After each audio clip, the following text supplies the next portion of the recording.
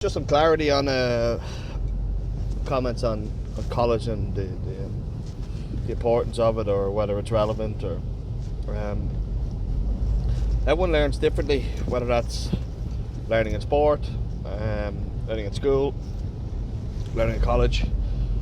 Everyone learns in a different way. They absorb the material in a different way. For some people, college is critically important. As I said before, I did complete my 4 years of college part-time. I did complete a postgraduate master's in University of Lisbon, and I know that parts of it can be fun, it can be entertaining, and all of that, but it is about time spent and how relevant or how much you get for your time. So if you are better off, or if you don't like the rote learning, don't like the structure, don't like having to study for exams, then college is not for you. College is another 4 years of the same type of structure that is in school, with just obviously the little bit more fun and freedom that comes with that. The difference obviously is if you go and learn in a work environment, you get paid for it. So that's the huge difference. But we obviously go to school from the age of 5, and if you complete your initial part of your education till 18, so that's 13 years of your life. And then if you do another 4 years of college, so that's 17 years you've spent educating to a certain level. But you learn that initial couple of years after education, after school, you learn considerably more, because your brain capacity is different.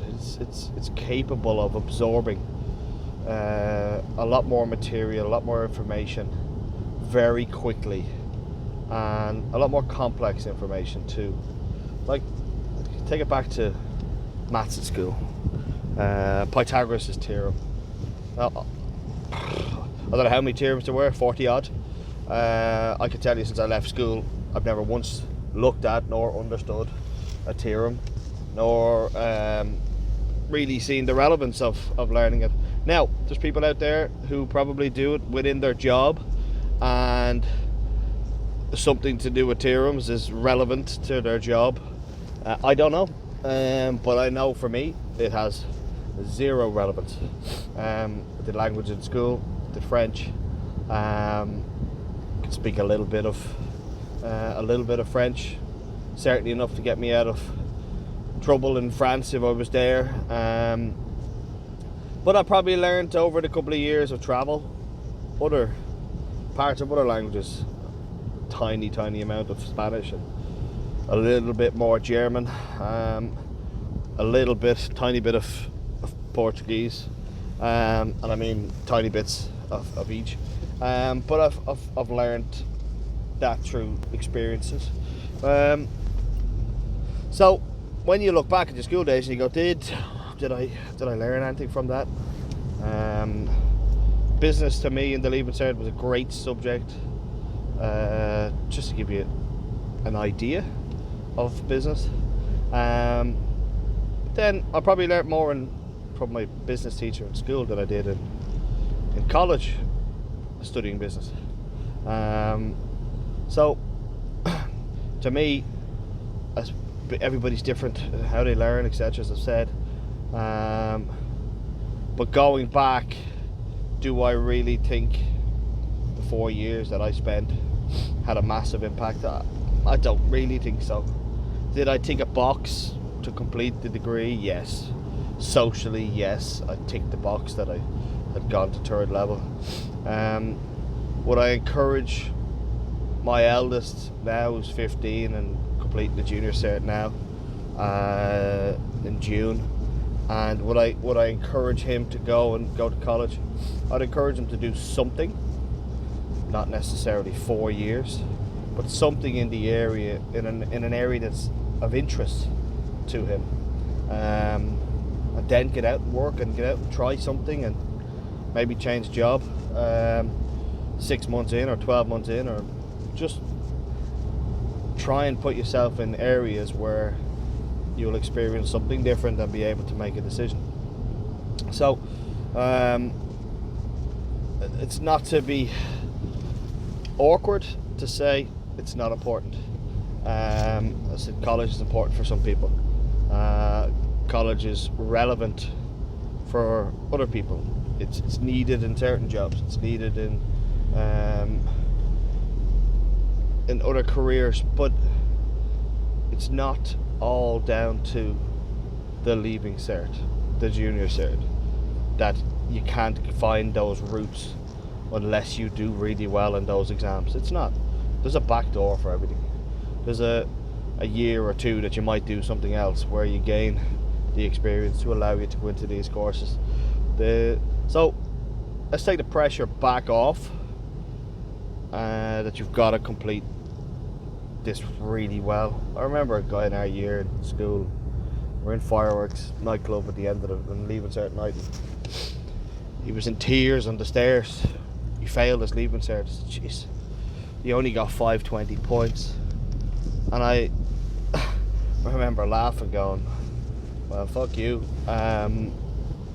You've got 520 points and you failed your leaving cert." So that's just, to me, where that pressure's coming from somewhere, and I think it's important, because I'm certainly older than I'm a parent of an elder child, more so than anybody else, I'd say, in my year in school, so I can now relate to it a little bit more.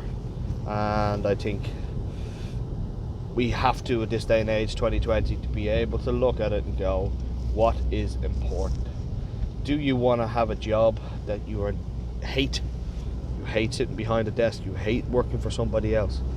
But you can earn 50,000, 60,000, 100,000 doing this job that you don't like. Well, would you be more satisfied earning 60,000 instead of 100,000 doing a job that you enjoy doing for yourself? Work for yourself instead of somebody else. So you're going to earn less, but you're going to be happier. And that was the big thing for me when I stepped away from finance after all those years, was to be in a job that I love getting up to every morning. I love going to. I don't care if it's an 80-hour week, 70-hour week, whatever. I don't care if it's a 16-hour, 18-hour day that I'm working, because it's not work. This is, for me, relentless passion. It's all about doing something that you want to do. So next time you have a conversation with somebody about college, about a course, make sure it is about, is this what you want to do? Is this going to lead you down the path of what you want to do? If it's not, don't do it. Don't waste your time. Don't waste whatever money it's going to be. Find something else. And that is critically important. And any conversation I'm going to have with anybody that I guide, mentor, younger coaches, lads that are now going through it, it will be about that. Listen, whatever you do, be happy. Find something that you want to do. If you go out of school at 18 years of age and you start a business, and for the first year it makes 5,000, and for the second year it makes 10,000. By the time you've completed your 4-year degree, you've learned more in those 4 years of business than you could have learned in a 4-year business degree. And you've got your own business, and you've got your own knowledge that is unique to your environment, your business. So weigh it up, decide, is it really that important? Am I breaking the social norms if I don't go? Am I letting my family down if I don't go? Fuck it, it doesn't matter at this point. Because when you're 30, you're 35 and you're 40 and you're in a job that you hate doing, those people are not standing around you when you're sitting at that desk. So whatever you choose to do, make sure it's what you want to do. And my parents are incredibly supportive, and very knowledgeable. Made sure we went to college, yes, but I've always had a conversation with them about work and, geez, Kieran's changing job or whatever. When I took this leap, Nobody was there to push you. Nobody was there to say, go do it. It was whatever you decide to do, you decide to do. And that's really important. So make sure whatever you do, it's for you. Your other half, make sure you talk to them about it. But of 18, 19, coming out of school, think about how you best can spend the next 4 years. You haven't got much money to lose anyway, so sure, why not? Why not try do something? Why not try build something? You're not going to build $1 billion company. The vast majority of people won't ever build anything like it, but you might be able to build a business that's 50, 60,000 that you can be damn proud of and happy to do, and gives you quality of life with your future kids and family, and which are more important.